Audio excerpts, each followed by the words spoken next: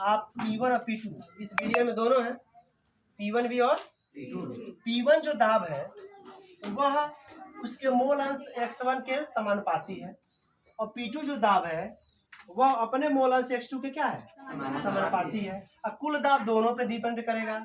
अब उसी फार्मूले को यहाँ दिखाना है।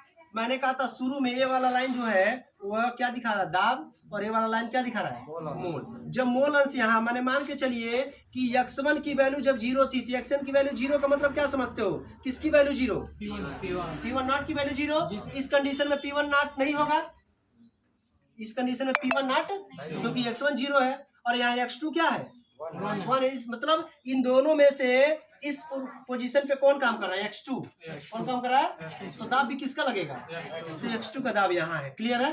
अब देखिएगा जैसे जैसे हम दाहिने जा रहे हैं तो x1 जो 0 था उसका मोल अंश बढ़ रहा है, x1 मोल अंश, तो मोल अंश बढ़ेगा तो दाब भी लगाएगा कि नहीं, तो दाब लगा रहा है। और जैसे जैसे x2 को हम दाहिने ले जा रहे हैं तो ये 0 की तरफ जा रहा है, इसका मतलब इसका मोल अंश क्या हो रहा है, ये दाब कम करेगा। तो ये बताइए जब बाएं से दाएं गए तो यहाँ पे किसका दाब काम कर रहा है, बताओ देखिए, जिसका मोल अंश होगा वही तो दाब काम करेगा। ये x1 का मोल अंश 1 है तो x1 का दाब काम कर रहा है P1 नॉट, x1 के लिए क्या होता है P1 नॉट और x2 के लिए P2 नॉट। अभी जो ग्राफ है वो ग्राफ क्या बता रहा है, x1 0 था तो यहाँ ठीक है 0 है, लेकिन जैसे से दाहिने जाएंगे बढ़ता जाएगा, x1 क्या हो रहा है, बढ़ रहा है। देखो इस पोजीशन पे आके x1 P1 नॉट हो गया कि नहीं।